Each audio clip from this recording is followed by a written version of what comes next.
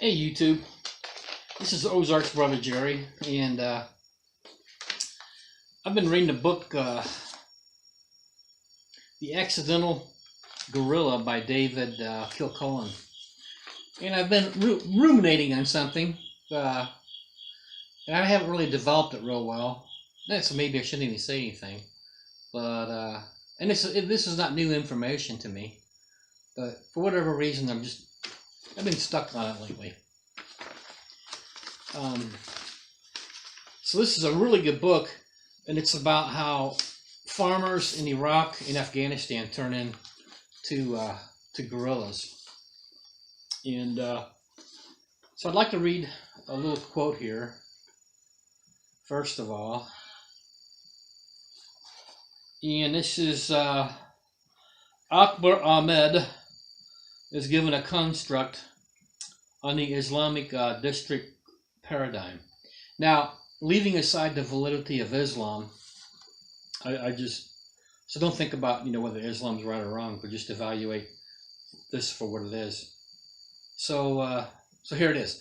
In this area, Akbar Ahmed developed a broadly similar construct, which he designated the Islamic district paradigm, and which, like my tribal governor's triad model, posits three overlapping systems of authority.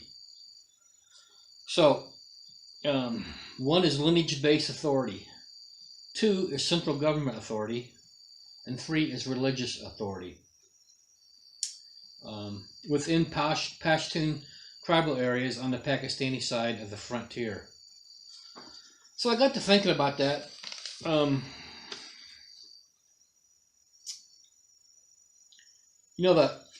That's kind of the Bible model. Exodus 20:12 says, "To honor thy father and thy mother, that thy days may be long upon the land, which the Lord thy Elohim giveth thee." And that's, I think that's more than just sending a Mother's Day card and a Father's Day card. That's involving them in your life and in your decisions. They've been here longer, and they might be able to give you positive advice. So, to me, that's so like the Islamic guy, you had the tribal authority, you had the government authority, and then and I'll just call it the religious authority. So Yeshua or Jesus, the Bible supports this three column description. And when Yeshua was here, he didn't try and stamp out government authority. Kind of the opposite. In Mark 12:27, and Yeshua answering said unto them, "Render unto Caesar the things that are Caesar's, and unto Elohim the things that are Elohim's." And they marveled at him. So you need to read those verses. That's Exodus 20:12 and Mark 12:17. To get the background information on that. But and of course, the Bible is all about religion. So we have the Bible, the family, and religion. Do we have that today? I've got a couple of college degrees, and I don't know. I can only think of one professor who spoke positively at times of religion, and actually he was a progressive Democrat. So he was kind of a contradiction in a number of areas. But these universities are just stamping out your lineage, your parental authority. They're stamping out the Most High. And this has been going on a long time. Here's a quote from President Woodrow Wilson from 1909. "The purpose of a university should be to make a son as unlike his father as possible."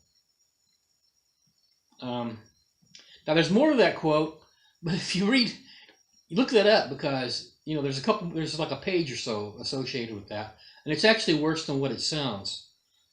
Woodrow Wilson was a teacher, and he was a progressive. Boy, and he's the first one that said, "Oh, to get us in a world war, we won't send men over there. We will just send supplies." Well, we all know about how much truth was behind all that. So, and these progressives, You know, the whole Civil War thing. These progressives have not even they've not acknowledged, that Donald Trump is a president, and progressives no restraint on government power. The welfare state is designed to replace, your religion and your tribe. Single women are now married to the government. I mean, that's who gives them their food stamps, their WIC, and just whatever. And so they're using our money, if indeed the national debt was there to be paid back, which it's not. But but theoretically they're using our money to implement. And I guess it's the Hegelian dialectic is how do they get control of the population to get absolute control of the country? Well, the solution is they take money from us to give to these people. So where are we today? Young people graduate, with no job and $50,000 in college debt. They don't have a grounding. And I'm not talking about everybody, but I'm talking about a large segment of society. They don't have a grounding that could be provided by their tribe, their family, or religion. And I have the answers. Yeshua gave them to me in Scripture, but I can't implement them. So in this book, The Accidental Guerrilla, it's about winning over in the Middle East. Well, who's winning? I mean, the Pashtuns have their religion, government, and tribe, and we want to take that away from him.